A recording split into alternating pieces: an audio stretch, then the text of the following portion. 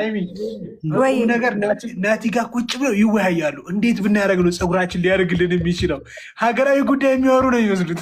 እንዴ አንተ ናቲ ማቶ እኮ በቃ እኮ አሁን ምን አለኝ መሰለሽ ሃይሚ ናቲ ትላንትና የዶሮ ኩስ እንቀባው እንዴ ይላል ቤኪ።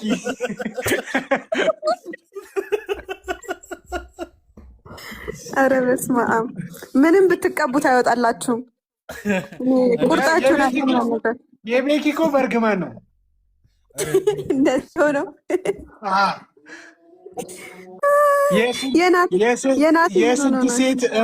የስንት ሴት እንባ መሰለሽ የቤኪ። ኦሆ እንደሱ በሱ ከመጣን ቦስ በአንተ ይብሳል። ረፍ ምስክሮች አሉኝ እኮ ይሄዱልሃል፣ እዚህ ጋር ይጠሩልሃል፣ ስም ይደረድሩልሃል። አረ ወይኔ። እሺ የናቲስ በምን ምክንያት ነው? የቤኪሽ በእርግማን ነው። የናቲ በምን ምክንያት ነው? ምን እንዳለኝ ልንገርሽ።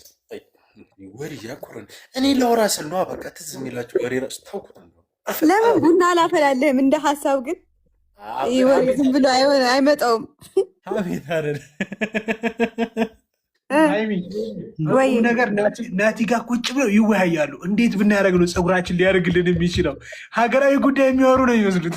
እንዴ አንተ ናቲ ማቶ እኮ በቃ እኮ አሁን ምን አለኝ መሰለሽ ሃይሚ ናቲ ትላንትና የዶሮ ኩስ እንቀባው እንዴ ይላል ቤኪ።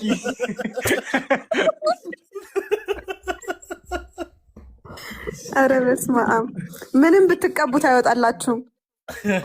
ቁርጣችሁ ናት። የቤኪ እኮ በእርግማን ነው እንደዚህ ነው።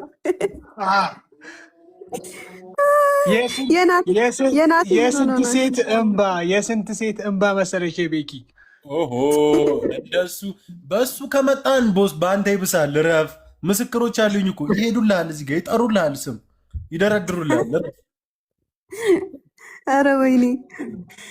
እሺ የናቲስ በምን ምክንያት ነው? የቤኪሽ በእርግማን ነው። የናቲ በምን ምክንያት ነው?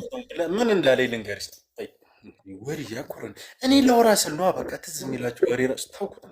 ለምን ቡና አላፈላለህም? እንደ ሀሳብ ግን ወሬ ዝም ብሎ አይመጣውም። አቤት አይደል